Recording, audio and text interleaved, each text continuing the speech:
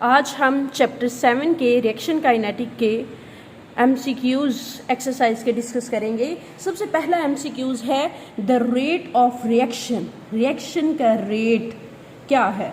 Reaction का rate का मतलब होता है कि रिएक्शन की speed increase at the reaction proceed, decrease at the reaction proceed, remain same at the reaction proceed, ये मे डिक्रीज और increase as the reaction proceed. Right answer है बी, क्योंकि जैसे जैसे रिएक्शन प्रोसीड होता है, चलता है, तो रिएक्टेंट थोड़े होना शुरू हो जाते हैं, प्रोडक्ट ज़्यादा होने लग जाते हैं। सो रिएक्शन जो है रेट आहिस्ता आहिस्ता जब रिएक्टेंट कंज्यूम होना शुरू हो जाएंगे, क्या होता है, एज होल रेट डिक्रीज होना शुरू हो जाता है। Rate decreases as a reaction proceed. Next MCQ number 2 है increasing the temperature of a chemical reaction. अगर एक केमिकल रिएक्शन का टेम्परेचर इंक्रीज करे the rate of a reaction, because एक रेट के रिएक्शन इंक्रीज होगा, कहते हैं chemical reaction increase the rate of reaction because, किस वजह से, अगर टेम्परेचर बढ़ाने से किस वजह से रिएक्शन रेट इंक्रीज होता है, तो हमने पीछे पढ़ा है अगर टेम्परेचर बढ़ाते हैं तो दो चीज़ें इंक्रीज होती हैं। कलियन फ्रीक्वेंसी, मालिक्यूल्स जो हैं वो टकराते हैं, रिएक्टेंट के मालिक्यूल्स टकरा के प्रोडक्ट में उन्होंने कन्वर्ट होना है, इफेक्टिव कलियन होगी तो नंबर 1 कलियन फ्रीक्वेंसी इंक्रीज होती है, दूसरा कलियन एनर्जी रिएक्टेंट की इंक्रीज होती है, क्योंकि टेम्परेचर डायरेक्टली प्रोपोर्शनल होता है काइनेटिक एनर्जी से, कि मालिक्यूल्स की काइनेटिक एनर्जी बढ़ेगी, मालिक्यूल तेजी से एक दूसरे के साथ मूव करेंगे, कलियन फ्रीक्वेंसी ज़्यादा होगी, कलियन एनर्जी ज़्यादा होगी, तो रेट भी क्या हो जाएगा, इंक्रीज करेगा। राइट आंसर हमारा है ए। वैसे ये भी होता है कि एक्टिवेशन एनर्जी डिक्रीज हो जाती है, लेकिन मोस्ट करेक्ट आंसर यहाँ पे ए है। नेक्स्ट है MCQs number 3। MCQs 3, consider 2 reactions with different activation energy. 2 reaction है, उनके एक्टिवेशन एनर्जी क्या अलग अलग है, एट सेम टेम्परेचर। टेम्परेचर हमने क्या रखा है, same. The reaction with the lower activation energy will have, वो रिएक्शन जिसकी एक्टिवेशन एनर्जी क्या होगी, लो होगी, तो हम कहते हैं कि अगर एक्टिवेशन एनर्जी लो कर दी जाए तो मालिक्यूल, रिएक्टेंट के मालिक्यूल जल्दी से अचीव कर लेते हैं एनर्जी बैरियर को और प्रोडक्ट में चेंज हो जाते हैं, हमारा रेट इंक्रीज हो जाता है रिएक्शन का। आंसर चेक कर लेते हैं। स्मॉलर रेट कांस्टेंट स्मॉलर हो जाएगा, larger rate constant over or larger rate constant हो जाएगा। द सेम रेट कांस्टेंट और rate constant depend on the enthalpy change, हमने कहना है रेट कांस्टेंट बड़ा हो जाएगा। एक्टिवेशन एनर्जी को कम करेंगे तो Kc की वैल्यू ज़्यादा होती है, रेट कांस्टेंट की वैल्यू बढ़ जाती है। आ लार्जर रेट कांस्टेंट, उस रिएक्शन का दो अलग अलग जिनकी एक्टिवेशन एनर्जी है, उसका रेट क्या होगा, ज़्यादा होगा, जिसकी एक्टिवेशन एनर्जी लो होगी। नेक्स्ट है the order of a chemical reaction that is independent of the concentration. किसकी कंसंट्रेशन पे कौन सा ऑर्डर डिपेंड नहीं करता। हम कहते हैं कि अगर जीरो ऑर्डर जो है वो रिएक्शन की कंसंट्रेशन पे डिपेंड नहीं करता। क्यों? क्योंकि जीरो ऑर्डर हम कहते हैं, उसके ऑर्डर को लिखने के लिए हम रेट लिखते हैं, रेट इज इक्वल टू के फॉर जीरो ऑर्डर, कंसंट्रेशन के क्या है, इंडिपेंडेंट है, तो एज होल ये 1 के इक्वल आ जाता है। तो रेट हमारा किसके बराबर होता है, सिर्फ कांस्टेंट के इक्वल रह जाता है, रेट कंसंट्रेशन पे डिपेंड नहीं करता। किस में इंडिपेंडेंट है, जीरो ऑर्डर रिएक्शन के अंदर। नेक्स्ट है on a Boltzmann distribution curve the area under the curve represent. हमने पीछे चैप्टर में एक ग्राफ देखा है, बोल्ट्जमैन डिस्ट्रीब्यूशन कर्व के नीचे जो एरिया होता है ना, वो टोटल नंबर ऑफ मॉलिक्यूल्स को रिप्रेजेंट करता है। Total number of molecules in sample के अंदर टोटल ऐसे कर्व लगी होती है, कर्व के अंडर जो एरिया था वो किसको रिप्रेजेंट करता है, मॉलिक्यूल की कलियन को, टोटल नंबर ऑफ मॉलिक्यूल्स को। On a Boltzmann distribution curve the activation energy is represented by, वहाँ पे एक्टिवेशन एनर्जी को हम ऐसे वर्टिकल लाइन से रिप्रेजेंट करते हैं, जो काइनेटिक एनर्जी के बिल्कुल जो वाई एक्सिस के क्या होती है, वर्टिकल होती है।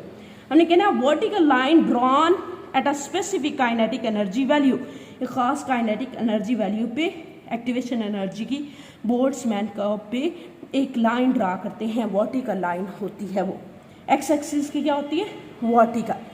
आंसर हमारा कौन सा करेक्ट है? सी। नेक्स्ट एमसीक्यूज है, MCQs number 7। If we double the concentration of a reactant, एक रिएक्टेंट की कंसंट्रेशन को डबल कर देते हैं, the rate increases by 4 times the reaction is, rate 4 times increase हो जाता है। कौन सा ऑर्डर? सेकंड ऑर्डर रिएक्शन है, फर्स्ट ऑर्डर रिएक्शन है, थर्ड ऑर्डर, जीरो ऑर्डर? ये आंसर है सेकंड ऑर्डर रिएक्शन। क्यों? क्योंकि इसमें हम चेक करते हैं, क्योंकि इसमें जो सेकंड ऑर्डर के लिए हम रेट लिखते हैं, rate is equal to for second order concentration का हमने क्या करना होता है?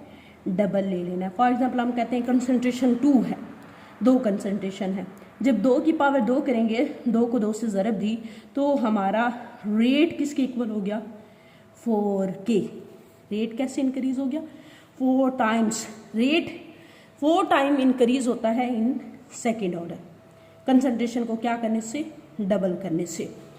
The rate determining step in a multiple step reaction में, रेट डिटर्मिनिंग स्टेप क्या है? ये भी चैप्टर में हमने पढ़ा हुआ है। रेट डिटर्मिनिंग स्टेप कहते हैं the slowest step will called rate determining step.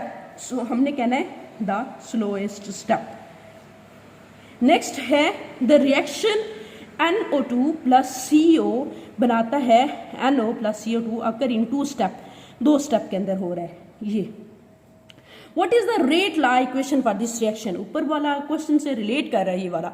हम कहते हैं कि स्लोएस्ट स्टेप, तो इसमें देख लेना है कि कौन सा स्टेप 1 और स्टेप 2 में से कौन सा स्टेप स्लो है। कहते हैं स्टेप स्लो स्टेप 1 वाला, K1 वाला।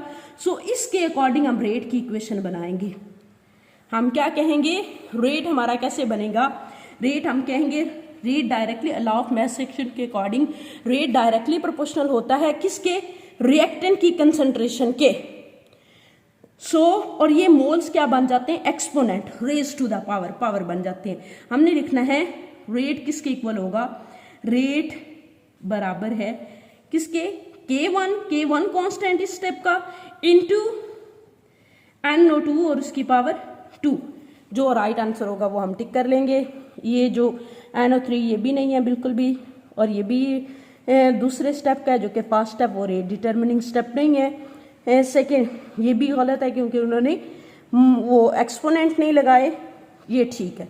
D answer will be our correct answer. That's it.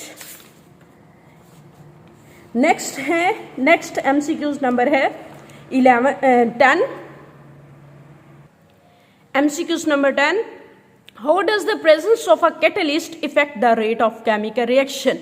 Catalyst की प्रेजेंस कैसे रेट ऑफ केमिकल रिएक्शंस को इफेक्ट करती है?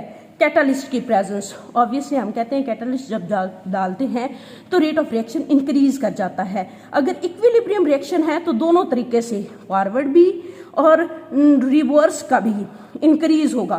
कहना है कि it always decreases the rate of reaction. Rate of reaction क्या डिक्रीज करता है? कि it always increases the rate of reaction, rate of reaction को इंक्रीज करता है।